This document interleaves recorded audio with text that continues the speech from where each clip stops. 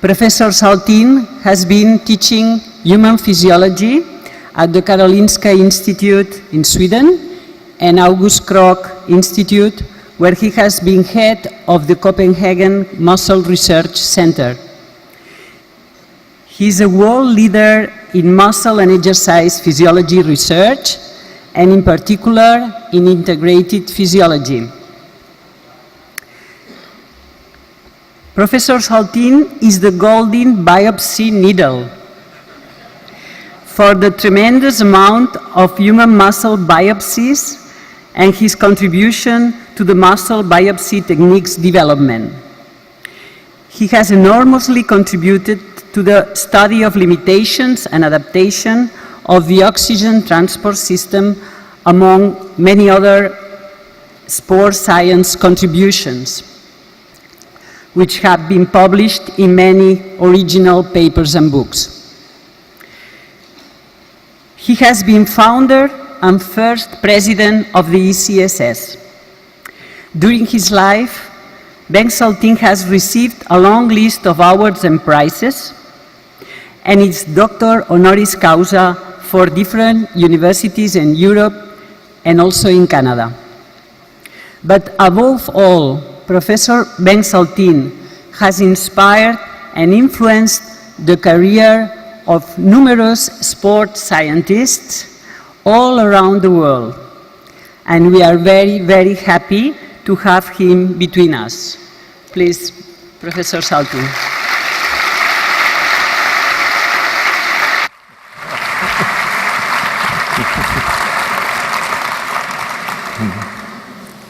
Thank you very much, Natalia, for very nice words, and it is really a privilege to stand here today and have a chance, for an old-timer like me to start off the sessions that really belongs to the young investigators and their award presentations. The title that I have chosen for this talk is a little bit cryptic, and I hope as the speech goes along it will be gradually understood and it can be followed, what I would like to say on that particular topic. But as Natalia indicated, I was part of the start of European College of Sports Science. It was not really my idea, but people around me thought that I should be involved, and I really enjoy being part of that group who were founders of European College of Sports Science. Here you see some of them, and in the middle is Pierre Marconnet from Nice, who was the one who organized the very first Congress 1995. But there is also the four that were elected. They are not saints, all of them here, or none of them, but there was a good way to mark them, that the four of us who were asked to be the first board members, that was Joachim Mester from Köln, Sporthochschule Köln, Paavo Komi from Jyväskylä, me, and then Vasilis Klisouras. And we all had our roles there, and I thought then also that it would be good to hear, I will say, one of the most important incidences or steps taken at that very first couple of months when we tried to get the college established. And I will say that the star at that meeting, that became to be Vasilis Klisouras. And what happened was that, of course, we got lots of help from the Sporthochschule in Köln. Joachim Mester was rector at that time, and as he said, we have some resources, and it started with establishing then the, administrative, body. It's not as large and so effective as it is now, but that is then, where it started, and it still is then the center, if you say so, for ECSS. But the special attention that I'm going to give to one occasion links to that we were searching for a sponsor, because we had to have some of our own money. And we had then a luncheon party in Brussels, and there were three of us, Paavo, Vasilis and me. Joachim could not be or join us for that occasion. And the sponsor that we hoped for, that was then Marsh, and Maureen Edmondson was then the representative. And we were negotiating after a good lunch, but we didn't come very far. We were close, I felt, to collapse, and we were not really hoping for then Marsh being our, say, major sponsor. But then something happened, and it was Vasilis who stood up, shouted loudly that it's unacceptable.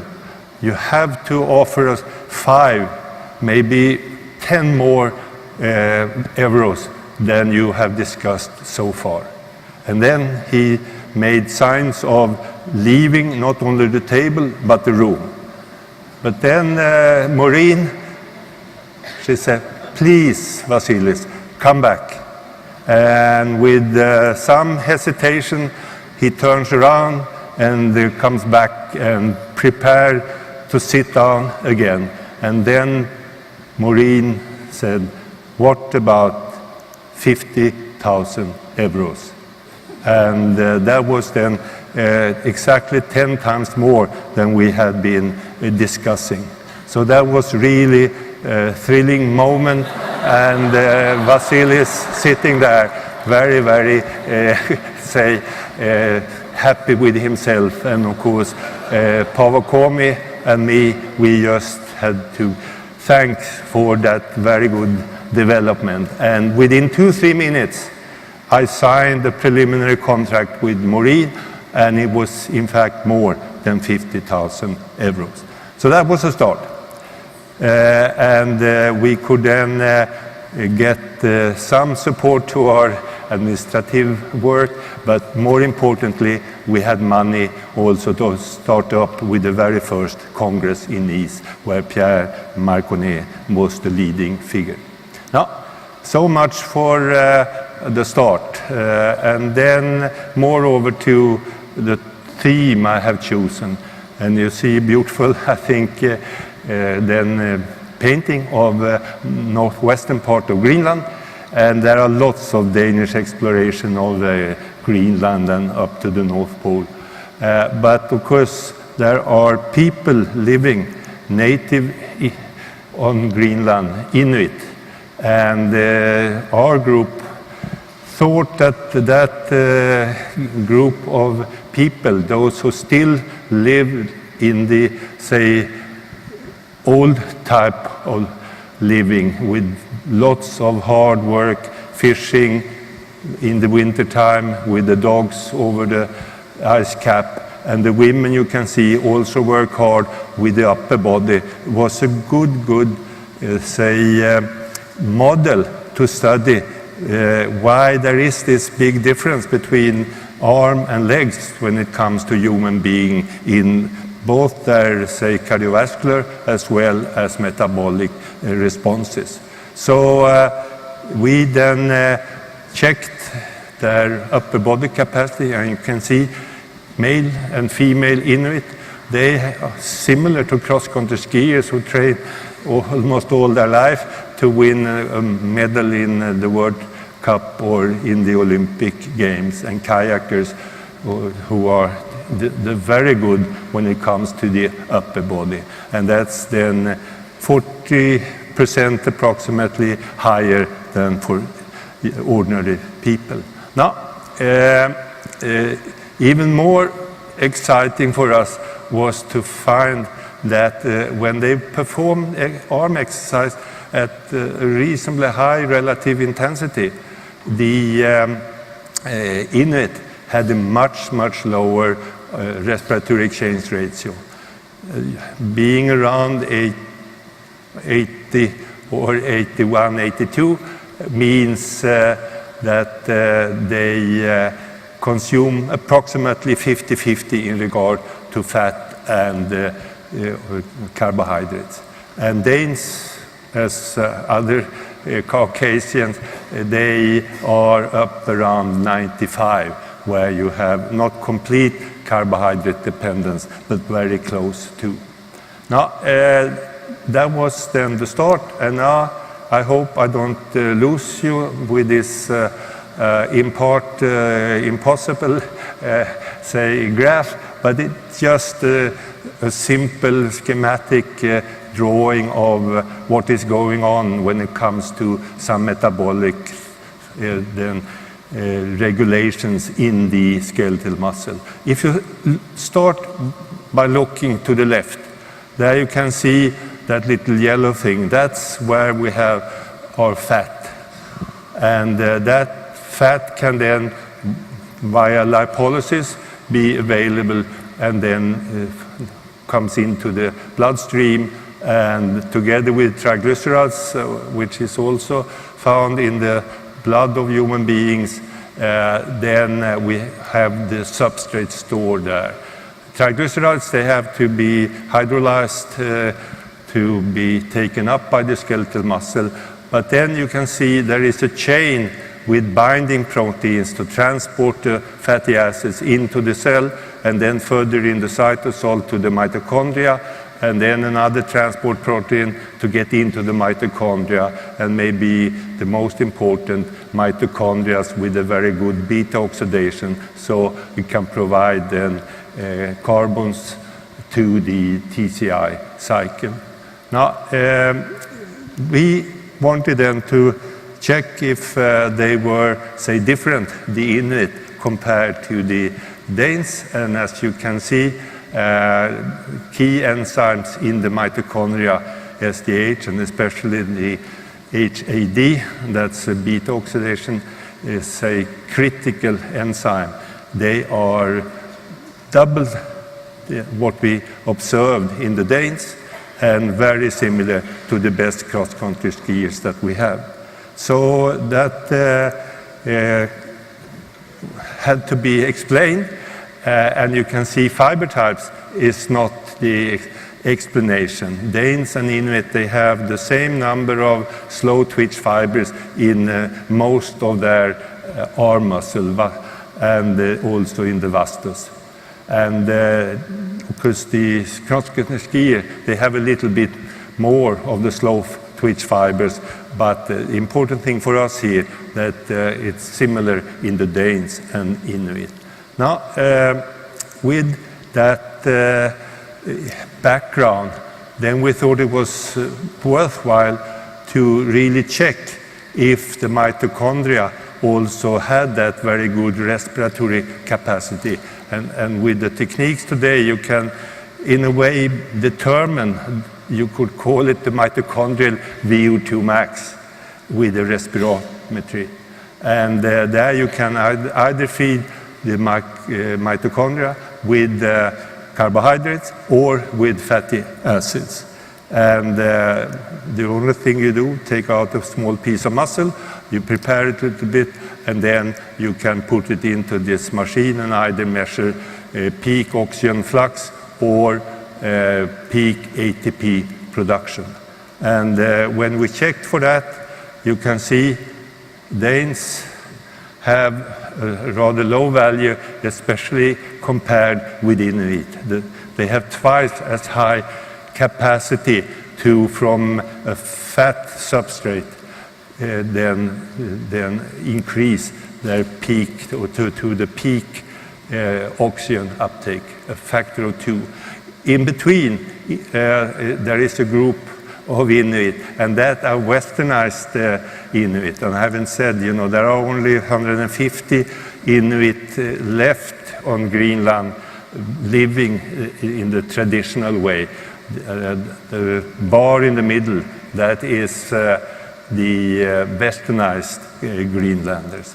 Now, So with that, it was very natural to put up the hypothesis that the limitation in arm fat combustion capacity is lack of arm muscle usage, which results in low muscle cell levels of transport proteins for fatty acids and enzymes to utilize fatty acids.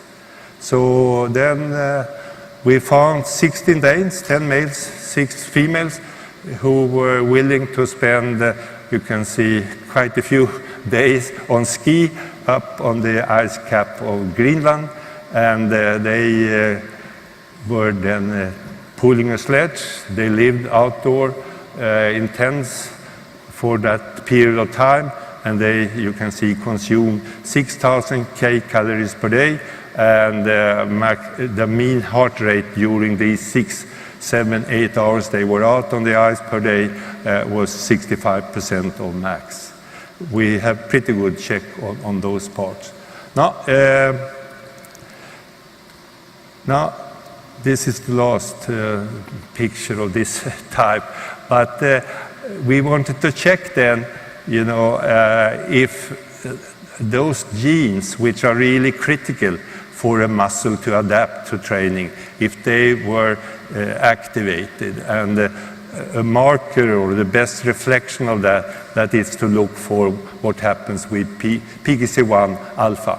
It's a transcription factor and very, very critical. And you can see in the bottom of the slide where we have pretty good proof that it really means a lot if you can activate the PGC1 gene and then increase the amount of that transcription factor. That will then result in more muscle fatty acid oxidation, more of the glucose transporter, and there is a discussion if this also can induce a switch of type 2 to type 1 fiber, but I put a couple of questions mark to that. And then we took a biopsy, and if you look to the right with the green bars, that the response for an exercise session in the Inuit, and you can see the, I would say, traditional pattern. Not so much happened during the exercise, but in the recovery had started then to be a lot of PGC1 alpha mRNA that can be picked up and determined.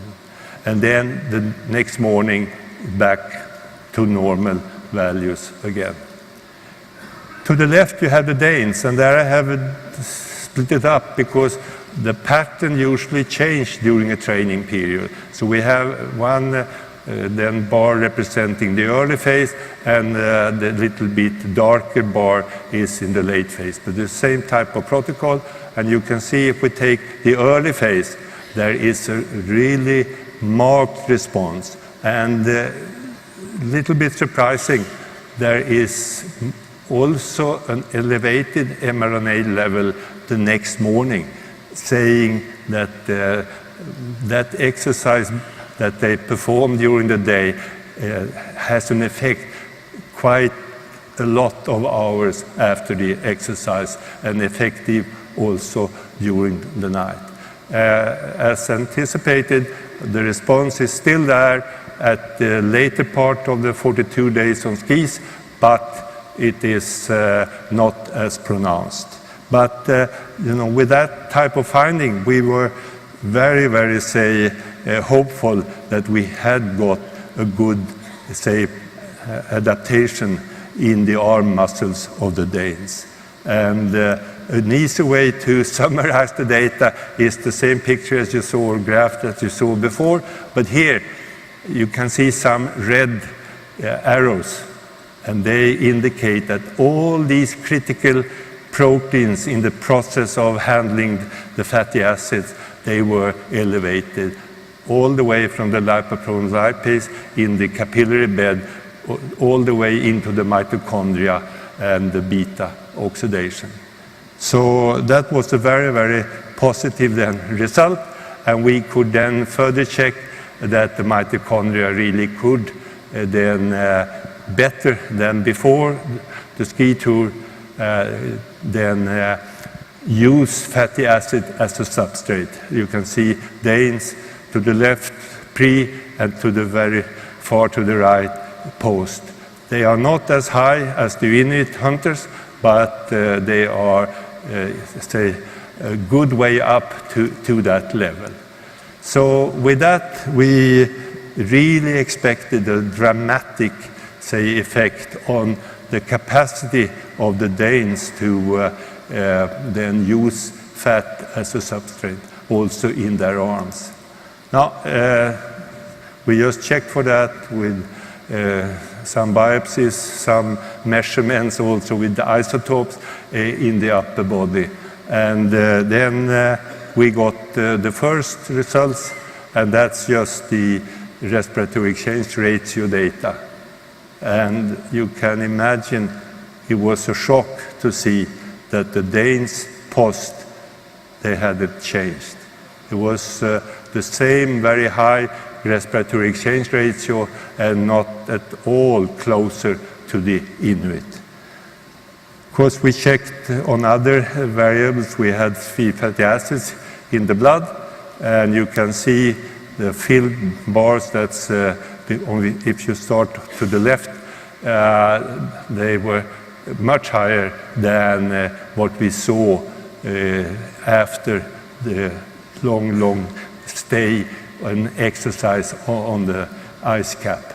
There is, of course, a little bit of an elevation, but it is not very marked. And if you look to the right, the explanation is that the rate of appearance, that means the fatty acids just coming out from the fat pad through lipolysis, that is not very much increased, and with that, with no lipolysis, there cannot be an elevation of the free fatty acids in the blood. And then this is an old study, in fact the first study, just demonstrating that if the amount of fatty acids delivered to an exercising muscle, in this case the forearm of humans, there is a direct relationship between the amount provided to the muscle and how much is taken up and utilized. So what had happened? Yeah, we had the muscles prepared to take and handle lots, to handle an enormous amount of fatty acids. But obviously there was no lipolysis and no increase in fatty acid delivery, and that's what we did see. And we also checked really for the uptake of the limb fatty acid, and now the limb is the arm. And you can see the unfilled triangles during the exercise there is barely any intake. So in a way you can say that whole thing was a failure, but now I'm coming back to the title, and we'll, based on what we did in this study, raise some questions. And the first one is a study on Inuit and Danes skiing on Greenland. Is that really sports science? And my way of thinking of it is that it doesn't matter, how you try to get your data. If the hypothesis is relevant, then the study is definitely, also study worth doing. And to raise the question, what limit muscle lipid oxidation during exercise, that has great practical significance in all endurance sports and also for health. So in my mind, that must be called sports science. Now, the other thing now is the findings. I mean, we did see that we could get this very marked adaptation when it comes to handling in the muscle fatty acids.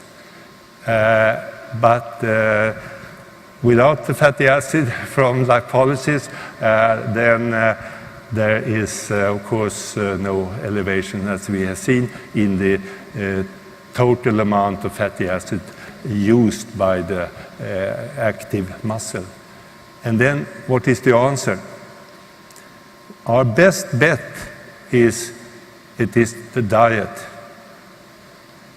But then we see, something that is discussed a lot, that we sometimes, at least some research, believe that lots of carbohydrates or sugars in the blood or in the muscles when you train will minimize the effect of the training on these various muscle proteins so important for handling fat as a substrate. So it doesn't look like it has much of a negative effect there, but does it have a negative effect by suppressing lipolysis? A question that hasn't been really raised, but I think from these data it should be a topic that people really try to look at. Now, then what is the next step? And then I will very quickly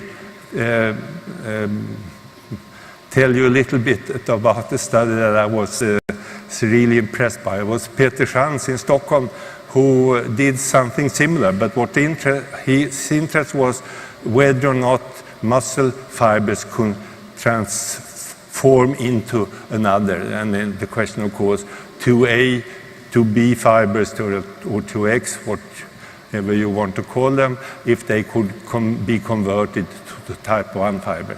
So he had 6 subjects skiing for, in fact, 100 days, covering almost 1,000 kilometers. Took a biopsy from one muscle in the arm and checked if there was some changes. And they saw trends for changes, and then the reviewer said, oh, that was not the whole, let's say, at all related to the skiing. It was just inflammation or injury of the muscle due to the muscle biopsy taken before. What did he do?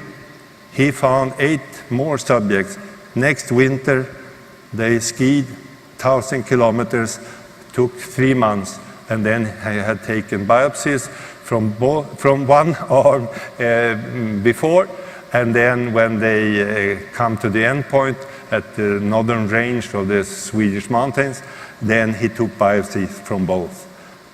And that's what you have to do. You have to, say, continue with your study until you have, say, a proper base to draw a conclusion. And what he found was some of the first signs of that, at least not only that you could transfer from 2X to 2A, but also that you can at least do hybrid fibers with fibers having both 2A and 2A and type 1 myosin heavy chain isoform. So should we then do another study like this? Fortunately, we can do probably in the laboratory some studies, long-term studies, seeing if we have this very negative effect of too much sugars around when you are exercising or afterwards, that thereby suppressing lipolysis. That leads me to a quote by August Krogh, and that I think is very, very relevant for sports science, just as I have talked about, that you have to continue with a problem until you have found the, I will not say always the mechanism, but at least a good understanding of how it is regulated. But August Krogh said, there is no value in publishing a finding which is in conflict with present thinking. The value comes with finding an explanation for the difference. I think you should keep that in mind, and that will lessen the burden, I think, for many editors, because it's very often so that you demonstrate we can't confirm so-and-so. May have a value, but as Krogh says, the value is if you can explain why there is a difference. Now, let's jump over that one and then come to what has really been so fascinating for me during this conference, and that is this, theme of unifying sports science. I don't know from what has been written and said during the conference what it really means, but for me it means that sports science could really gain from being more integrative, more interdisciplinary research, because it's obvious for genes to intact man, but not only biological factors then. And we have to cross barriers much more than we have done in the past. Cognition, an important thing in sport, in performance, and that is really a good chance now to combine basic biology with all the imaging techniques that's available with psychology, say, type of research instrument. The other one, I mean, are there not enough with studies on the value of physical activity for performance, goes on genes and so on, when the real difficulty is to get people to change behavior and arrange our communities, that's the environment, so that it would be more feasible, simpler, and then maybe we can get a gain in the number of people who really also accept the message that regular physical activity is good for your health. Now, time is passing, and just in closing then, I must say that I have been a very lucky person to then be, say, trained in what we want to call the Copenhagen School. August Krogh, Johannes Lienert, 1999, they started to work together. For almost 30 years, they really contributed to the field and its development. And it so happened that Erik Hove Christensen, students of the two grand old men, he moved to Stockholm in 1941, and when I got interested in this field, which was late 1950s, I got Hove Christensen as my mentor. And I think together with Asmussen and Nielsen in Copenhagen, those 5 persons, they have really developed sports science to become a research discipline. We can say from beliefs to evidence-based. To the right, I have a quote from Hove Christensen. I usually try to end with the quote by my mentor, but you may wonder a little bit about the one I have chosen.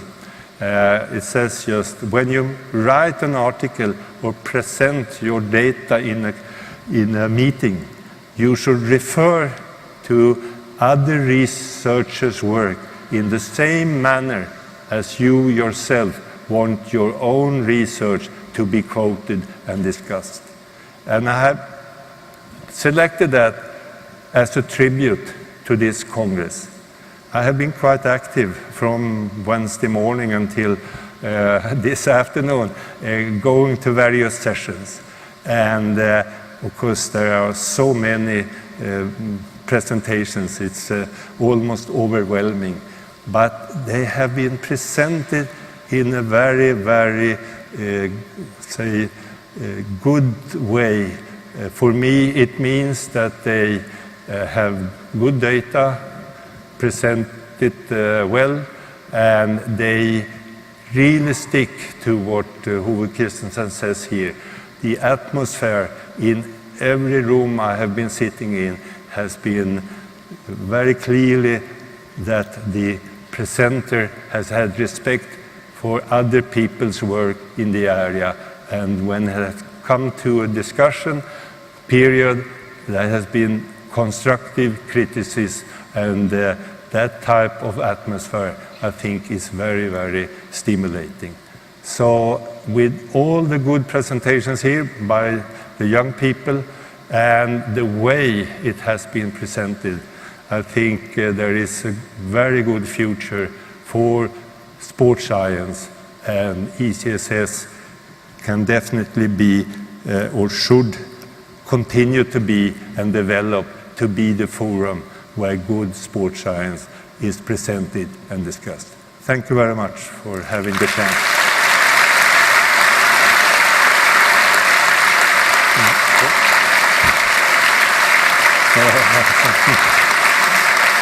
So I'll come over to you.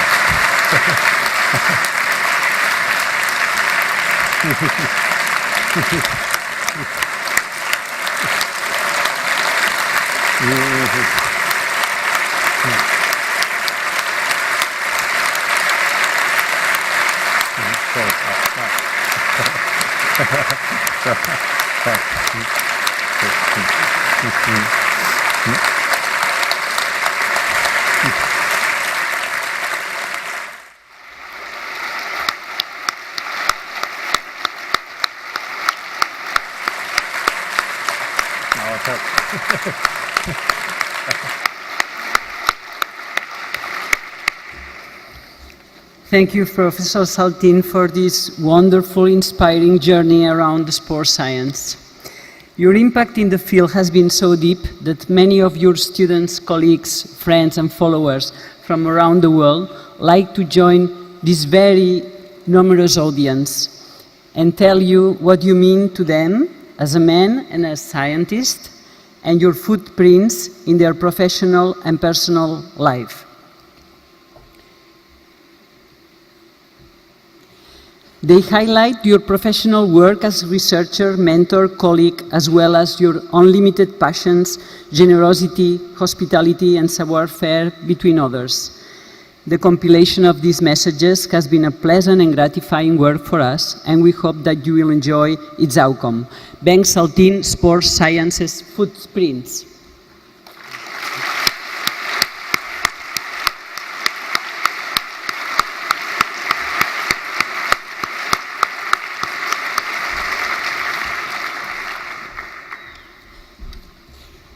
Okay, Bengt, it's not over yet. So you just stay where you are. The European College of Sports Science is rather young. This is the 18th annual Congress. As you have heard already, Bengt was among the founding fathers, and he was the first president of the ECSS. We are a young society, but we are about to grow up and come of age, and sometimes it's time to honor those who have played a particularly important role in the emergence and the development of our society. So, we have an honorary title from the ECSS, and that's the title of a patron. And a patron, as you can see now on the image, a patron of the ECSS is an outstanding personality from the fields of European and international sports, sports science or sports politics, who promote the purpose of the association and has made a significant contribution to the development of the college. And as a founding member, as our first president, as one of the founding fathers of modern work physiology, as an international sport leader, as so many things. I mean, we don't go through your CV here because that's as long as from Barcelona to Copenhagen, so we will leave that.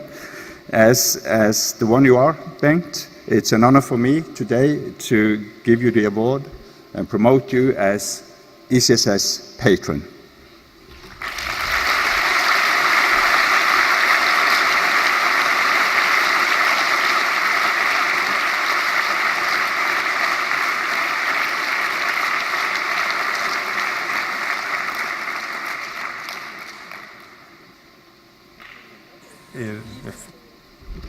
Now, Bengt, you can relax.